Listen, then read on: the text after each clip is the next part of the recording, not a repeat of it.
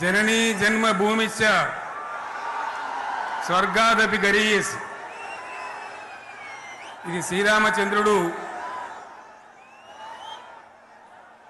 లంక మీద యుద్ధం చేసి రావణ సంహారం చేసి అయోధ్యకు తిరిగి రావాలి అనేటువంటి ఆలోచనలో ఉన్నప్పుడు రాముల వారి సోదరుడు లక్ష్మణుడు సహా ఆయన వెంట ఉన్న చాలా మంది పెద్దలు లంక చాలా సువర్ణమయంగా ఉంది, అద్భుతంగా ఉంది, మనం ఇంకా అయోధ్యకి ఎందుకు ఇక్కడి నుంచే పరిపాలన చేద్దామని అంటారు. దానికి శ్రీరామచంద్రుల వారు ఒప్పుకోలేదు.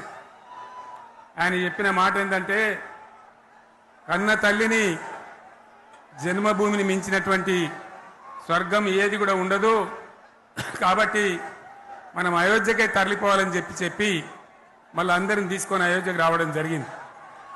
అదే స్ఫూర్తితోని చాలా గందరగోళ స్థితిలో ఉన్నటువంటి, దిక్కు తోతని స్థితిలో ఉన్నటువంటి, ఆత్మహత్యలకు ఆలవాలమైనటువంటి, వలసలకు నిలయమైనటువంటి ఒక ఘోరమైన ఆపదలో వలసవాదుల విషకవిగిలిలో చిక్కి నలిగిపోతున్న తెలంగాణ రాష్ట్రాన్ని ఎట్టి పరిస్థితుల్లో విముక్తి చేయాలని, స్వరాష్ట్రం సాధించాలని, జనని జన్మభూమిని మించిన వేరేది లేదని చెప్పి నేను ఒక్కడిగా బయలుదేరి ఆనాడు తెలంగాణ ఉద్యమానికి శ్రీకారం చుట్టడం జరిగింది.